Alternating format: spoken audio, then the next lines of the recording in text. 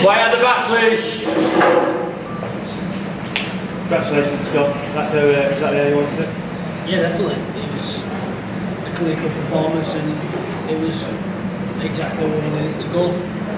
Just took my time, even in the third round, just took my time, and as soon as the body shot started landing, then we knew that was the way forward. I know you're only concentrating on yourself, but after Frampton winning last week, after all talk about Frampton this week, it is good to go out and send out a message like that. It's such a devastating. Yeah, I mean, there's been a lot of talk about after Cat Frampton, there's a lot of fight, and then people talking about that fighting. Some people, or some other fighters might have took their off the ball thinking about potential massive fight. Didn't one bit take my eye off the ball, and it was just about going in there and yeah, sending the message out to other people. But mainly, I expect that from myself, and the training I put in, and I expect that sort of performance every time we get in the ring for myself, not for anybody else. You know, because that's what the way of training and everything. It's about doing that and making myself be the best I can be. And that was a great test for you tonight, wasn't it? I mean, as Joe said before, I mean, it wasn't an easy fight for you, was it? Well, you've seen him fight many times. You know, he stopped the asking, he stopped Ashley Sexton. He's been in with Leo Santa Cruz. Currently, he's been in with the WBA. I mean, WBC bantamweight champion, and no one's ever gone and done that to him. He was a world champion last year, wasn't he? You know, former European champion. So it's the way I took him out. It's the way I dealt with him. That's the impressive thing, I think. But that shows the level you're at now, doesn't it? That you can take somebody like him out, hopefully. Yeah, it does. It shows I'm levels above that. And like I say, he was no mug. You know, he was a good fighter. He's been around at the top level. Yeah, he's fell short, but he's not fell that short. You know, I've gone in there today and totally dismantled him. Yeah. So I think it does show that, like I say, it's the way I took him. It's the way I did it. Does that prove that you never underestimate any opponent? You can never, in boxing, it takes one punch to change a fight, and that's one thing I'll never do. I'll never underestimate anyone. It doesn't matter who I get in the ring with. As I said before, a lot of talk was about me and Carl Frampton after he became world champion last week. Not in the slightest did my mind wander thinking about that fight or anything else than getting in the ring and doing what I needed to do tonight. Eddie, does this prove that's how Scott's last 3 fights have gone? He's combined 7 rounds, not against bumps. Does that prove that he's got to be in now unification fights? It's the level that he's got to be at now. Yeah, and you know, otherwise he'll get bored. You know, we'll get bored. It's a bit like, you know, you talk about Mayweather against Pacquiao, and I know Frampton and Quigg is not quite yet Mayweather against Pacquiao. But the ultimate thing is the fans want it, and if they don't get it, they end up losing a little bit of interest. And although Mayweather is still a huge star, people want a Pacquiao fight and they feel robbed that they never got it. We can't let this fight disappear or go away, because otherwise, you know, we look at the division. I pretty much offered this fight to every fighter in the division outside of probably Riggindale. If you go through the entire rankings, I believe that I either offered the fight or spoken to the team to try and get to it. No one wants to fight. But no one wants to fight Scott Quigg, because they see performances like that. And the Munyai fight particularly, because no one really wanted to fight Munyai. He's a slippery customer. And again, Jamoy, the way he dealt with Jamoy, just like we were saying about Joshua, it's how they're dealing with him. He was standing there going toe to toe with him, smiling and grinning and soaking it up. It's, you know, he needs those big fights. And again, you know, it's frustrating not being able to deliver a Carl Frampton or a Leo Santa Cruz, but it does take 2 to tango. You know, Leo Santa Cruz is making $700,000 tonight to fight. Like, no disrespect to Miguel Roman, but like, he's a sparring partner for Leo Santa Cruz. He's getting $30,000, by the way. To bring Leo Santa Cruz over here, you'd have to give him $3 million, something like that. It's not there. Do you know what I mean? So he can't, you know, Santa Cruz is not coming here. We'll go over there, but again, why would Santa Cruz want to fight in for a couple of $100,000 more when he can just carry on fighting these kind of people for $600,000-700,000? So all roads, as much as we love the Leo Santa Cruz fight, do lead to Carl Frampton, you know, and I believe they want the fight. I'm sure they want to make as much money as possible, as does Scott, and that comes through that fight. Eddie, so what is the up-to-date situation of that? Have you heard anything? Nothing, no. I mean, obviously, we've signed a co-promotional deal with Chris Avalos, who is the mandatory challenger for Carl Frampton's IBF belt. So if Carl Frampton doesn't fight Scott Quigg through doing a deal with us and Chris Avalos to move away, then he has to fight Chris Avalos. They've got 30 days negotiation period, which started about 4 or 5 days ago, and by then they've got to fight him within 90 days. If he goes to purse bids, maybe we'll win the fight and we'll put it on in Berry, something like that, you know. Yes. But ultimately, if he doesn't want to fight Avalos, he probably has to fight Scott Quigg next, because he has to fight Avalos. He was part of the agreement before the Martinez-Frampton fight. So, you know, there's a deal to be done there, but ultimately, the only way you do it is sit around the table. I'll speak to them tomorrow, and I'll try and make a meeting in the next week. And I think you did say this week that all round the table. You know, it needs to be sorted. It's an open book, right? Let the fighters make the money, right? There's no secrets. Let everybody see the numbers, right? Carl Frampton, Barry McGuigan, Scott Quigg, and then we'll go through all the numbers and make a deal that everybody's happy with. I know what the deal is. It's not about in Manchester or in Belfast. During the time period between now, September and probably May, you have to go indoors, right? If there's a venue in Belfast that can hold 21,000 like out here, we'll go there. It doesn't matter. That's why I'm insisting on, I believe the answer is 2 fights. Let them earn the money twice. You know, we'll do it over here in the winter, in the spring, and then we'll do it outdoors in Belfast. Let them make a fortune twice. You know, it's that good a fight. I'm sure people won't mind seeing it twice. Exactly. But sometimes the obvious moves are the most frustrating because, you know, I don't know what else you can do. Is there a danger of you getting bored, Scott? Because, you know, you're smashing people in a very short space of time. Yeah, I mean, I'd say other fighters could get bored, but me, like I say, boxing is not a sport, boxing is a lifestyle for me, and that's all I know. So I just want to keep improving, and whoever they put in the ring, I'll do the job. Like I said, I won't be getting bored. Adam, do you agree with that? What? His attitude to the gym? Yeah, Scott lives and breathes the sport. The people that put before him, these last 3 opponents, they both fought for versions of world titles. Scott's dismantled them within 3 or 4 rounds each one. It's just, I think I said when he won the world title, what we need to do very much like Ricky did, is just let him settle, show your defences and let him grow into a role of being a world champion. I think Scott Quigg is that now, and he's very favoured in that division. It won't be long now, then this fight has to be made very soon, because Scott Quigg will move up in weight as well. That'll be on his agenda. He's a young lad, he's growing all the time, the size of him now. He's training well, but Scott Quigg there in the near future will be moving up weight, so the Frampton fight has to happen sooner than later. And does the comparison between like Scott and Carl, who they fought, frustrate you at all sometimes? Nah, it don't matter. Listen, we've beat Brendan Monroe, he's beat this one, it doesn't matter. At the end of the day, Carl Frampton can fight, talented amateur. Scott Quigg can fight, talent professional.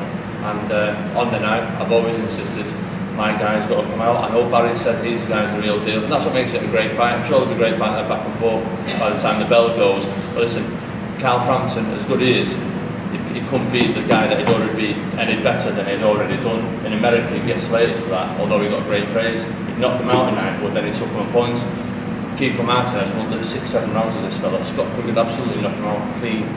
No one can punch as hard as Scott Quigg. I'm telling you, as soon as he tickles Carl Frampton's ribs, it'll be all over. And quick word on, do you feel cheated tonight, the way the Crolla fight went? Yeah, I do a little bit, but listen, at the end of the day, the kid I was a bit disappointed in him. He came up from Mexico, had great pedigree, had wars, being a brave and beat Guerrero and that, and then for him to, I've not seen the TV coverage yet from what I'm hearing, he was very quick to get the doctor to stop the contest, and the way they were jumping around the ring and lifted up in the air, left a bit of a taste in the mouth. But Anthony Crolla, at the end of the day, still undefeated, he's still the champion. Abril fights next week, and hopefully now Eddie can go out and make that world title fight for Anthony Crolla. It's a case of Anthony now, he's in the peak of his career, the form of his career. let's throw him in and see what happens. Eddie, can you just clear up what's happening between Admiral? Yeah, we agreed terms at the IBF convention with Admiral's team. Unfortunately, he got about 6 teams that he was in disputes with, and we got gazumped last minute by the Finns, unfortunately, who came in with some silly money. But again, I spoke to his team last week, all of them, and they're happy to come here on November 29th, potentially in Liverpool. If he comes through next Saturday, they hope that Crolla will come through with no injuries. But again, Anthony's doing all you can ask for him. Disappointing tonight. Thought it was shaping up to be an interesting fight. I thought, Diaz, I think, might have won one of the first 2 rounds, and he was quick to quit. That was a disappointing thing. I see the worst cut shave. Yeah. Scott, you said a few weeks ago that you don't think if the Frampton fight happens next, it won't happen at all. Do you still stand by that? No, it's got to happen in the near future. Like I say, it can't be messing about now. It's got to happen next, or the one after. I win it next, so. Eddie mentioned that November 29th. Are you hoping to potentially get out on that one more time for the end of the year? Eddie, is that the plan? Yeah, I mean, obviously, if we make the Frampton fight, then probably not. But if he chooses to fight Avalos in the meantime, and he'll have to do that before, I think, December the 6th. I've seen some correspondence back from Carl Frampton to Top Rank, which all gets forwarded on to me that he has got an injured hand. I don't know whether that's trying to buy time for the Avalos fight or he actually genuinely has got an injured hand. We're not going to wait around. Scott wants to fight as often as possible, and he's been able to do that with us. If the Frampton fight's not made over the next probably 4 or 5 weeks, then we'll look to get him out potentially on November 29th. Does the agreement with Avalos mean it's likely that whether it be Avalos next or Quigg for Frampton, his next fight will be on Sky? No, not at all. I mean, he will not be able to get on Sky himself. So his next fight will be on Sky if it's against Scott Quigg. The Avalos fight can go wherever the money is for Chris Avalos. My role there is to advise Top Rank on the opportunities available for Chris Avalos, but also it's a very helpful move for us as a pawn to negotiating the Carl Frampton Scott Quigg fight. So, and Avalos's team are happy to step aside and potentially box on the undercard of Quigg Frampton in order to let that fight happen. If not, he has to fight Chris Avalos next. And that's not a fight that's going to make him anywhere near the kind of money that he's going to make against Scott Quigg. If Frampton doesn't fight again this year, who would you like to fight next? Leo Santa Cruz. He's a belt holder, so he's mentioned my name. Hopefully he comes through tonight, which he will do. Seems like he's a 100 to 1 to win. One of them. Listen, whoever they put in front of him now, he'll do the job. I mean, do you see a fight with Regondo at some point in the future? Is there a time for that kind of fight? Yeah, in the future. Everyone wants to test themselves against the best, and when that time comes, then I'd be open to that. But there's a lot more fights out there beforehand, which is more money and less risk. One thing I think is important about Rigondeaux, and people have got to understand, he would fight Rigondeaux, but he's such a quality fighter. You have to be rewarded in that way, and there isn't the money available to make that fight worthwhile. It's not a case of, it's a bit like Golovkin against Froch. Oh, you should fight him. He would fight him if the money's there for the fight. But Rigondeaux he's just as good as he is. He just hasn't got the appeal to make that fight as lucrative enough as it needs to be for Scott Quigg. Because he's that good, he needs to be royally rewarded. He'd make more money for fighting Carl Frampton, which is 20% of the fight in terms of difficulty for Rigondeaux. So, And Saturday. And tonight, did that go as you expected, or were you expecting it to last a bit longer? Were you expecting it to be tough? No, I was expecting a tough fight, and I was expecting to get him out of there, because that's what I wanted, and that's what I expected myself. But as I said, I was on point from the first round, and my shots were landing, and I was to get him out of there as early as I did. That was a bit quicker than I thought I was going to.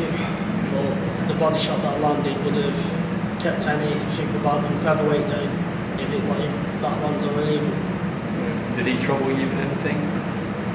No, like I say, I was on point. Defensively, I was on point. I was enjoying it in there.